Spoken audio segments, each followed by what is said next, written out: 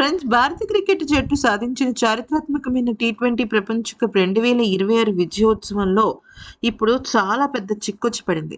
హార్దిక్ పాండ్యా శృతి మించిన వ్యవహారం ఇప్పుడు తనకే చిక్కుముడిగా మారిపోయింది. ఏకంగా జైలుకే వెళ్తాడా అంటే చెప్పలేని పరిస్థితుల్లో ఉంది. అయితే స్టార్ ఆల్రౌండర్ హార్దిక్ పాండ్యా జాతీయ జెండాను అవమానించాడు. ఈ ఆరోపణలతో పూణేలోని ఒక న్యాయవాది ఫిర్యాదు చేశాడు. అయితే ఇదేమి అల్లాటప్ప ఫిర్యాదైతే కాదు.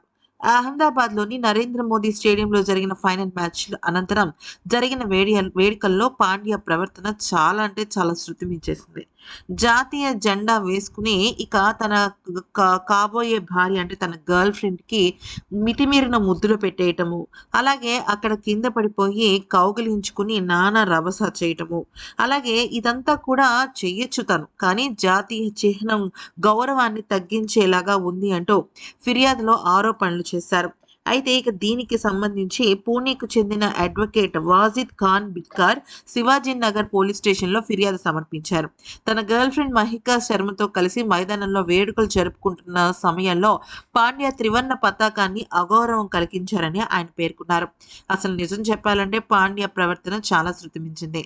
అక్కడున్న కొన్ని ప్రాపర్టీస్ మీద తన గర్ల్ ఫ్రెండ్‌ని పడుకోబెట్టి తన మీద తాను పడుకోవడం, ఇలాగా చాలా అంటే చాలా నీచమైన, దిగజారిన ప్రవర్తన అన్నట్టుగా ఆయన ఫిర్యాదు చేశాడు.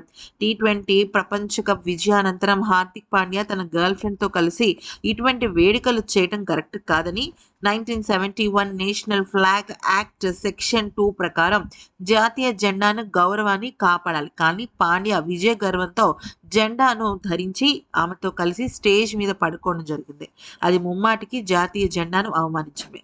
ఇక ఈ నేపథ్యంలో దీనికి పడే శిక్ష ఖచ్చితంగా జైలు శిక్ష అంటున్నారు కొంతమంది దానికి సంబంధించిన న్యాయవాదులు.